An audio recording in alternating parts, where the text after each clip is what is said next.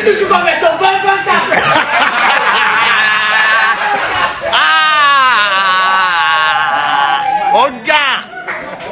À la fin, alors, vous nous voulez quoi? C'est la jalousie, c'est quoi?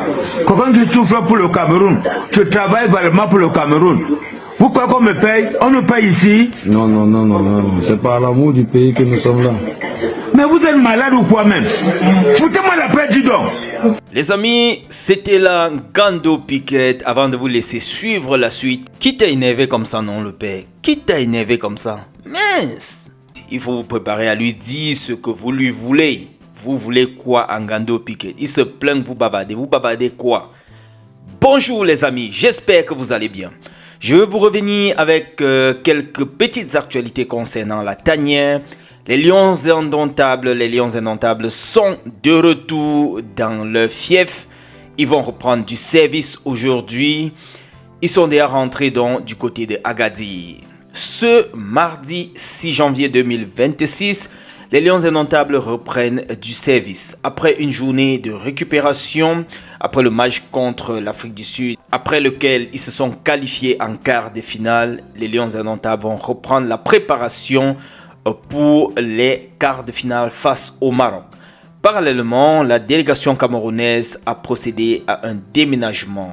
Arrivé à Rabat vendredi dernier, les Lions indomptables ont choisi donc de regagner Tagazout avec l'accord de la CAF, plutôt que de rester à Rabat où ils doivent devoir affronter le Maroc dans le cadre des quarts de finale de la CAN. Les Lions indomptables ont été très bien accueillis par les habitants, par le personnel de leur hôtel, le Hyatt Regency Hotel, où les Lions indomptables sont en train de séjourner. Ils ont apprécié, tel que vous pouvez voir sur ces images, le retour des Lions dans leur structure. L'accueil a été très chaleureux. Vous avez vu comment ces personnels de l'hôtel étaient très joyeux. Ils saluaient même au passage le sélectionneur, les joueurs et ainsi de suite.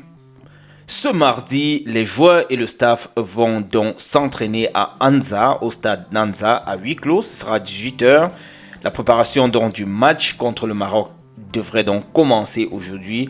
La séance devrait réunir l'ensemble de l'effectif, y compris Dali Nyongwa, qui était sorti sous blessure lors de la rencontre contre l'Afrique du Sud.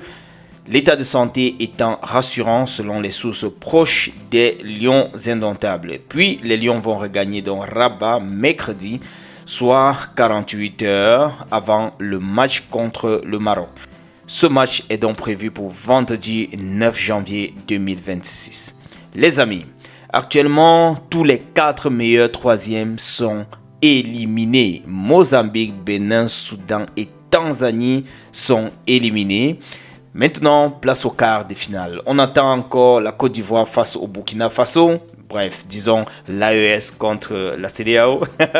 Bref, ce sera un match très chaud, très chaud. Ça a déjà commencé dans tous les cas dans les réseaux sociaux.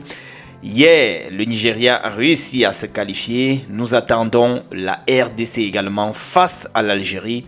Ça va chauffer. Un grand va tomber dans tous les cas. Soit la Côte d'Ivoire va tomber face au Burkina, soit la RDC va tomber également face à l'Algérie ou vice versa. Attendons de voir.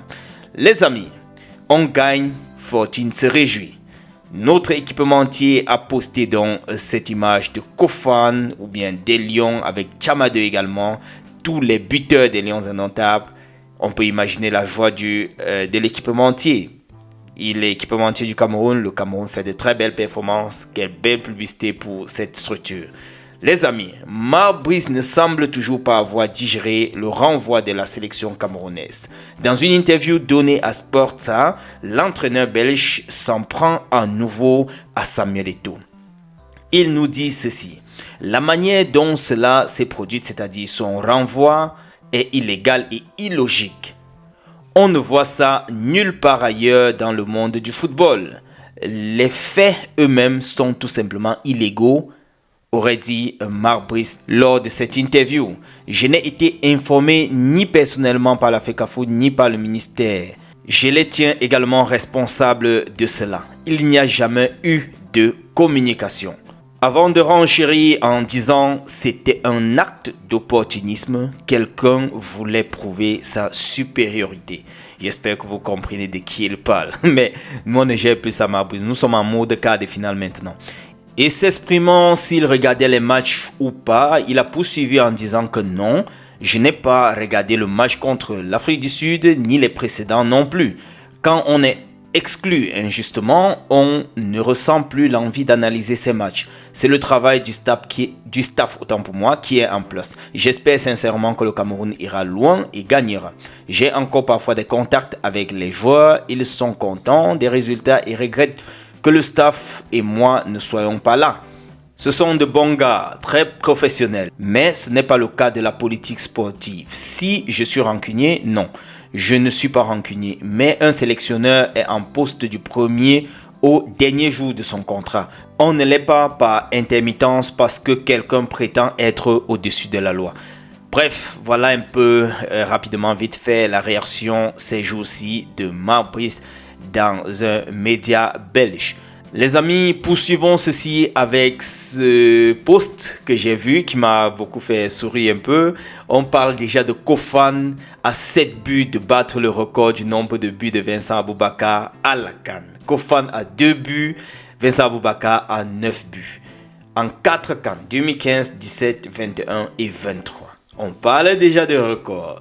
Vincent Aboubakar qui voulait aussi battre le record de celui-là. Maintenant, on parle aussi de Kofan qui serait à 7 buts de son record. C'est pas Kofan qui a dit, c'est cette analyse que je viens de vous présenter là qui m'a un peu fait sourire. Jay Clinton a été aperçu quelque part sur la NSI, la nouvelle chaîne ivoirienne, comme consultant. Il est déjà en train de s'essayer en tant que consultant. Ça peut peut-être mordre par là, puisque depuis quelque temps, il n'a plus de club. Les amis, terminons ceci avec cette image de Bryan Mbeumo lors du match contre l'Afrique du Sud.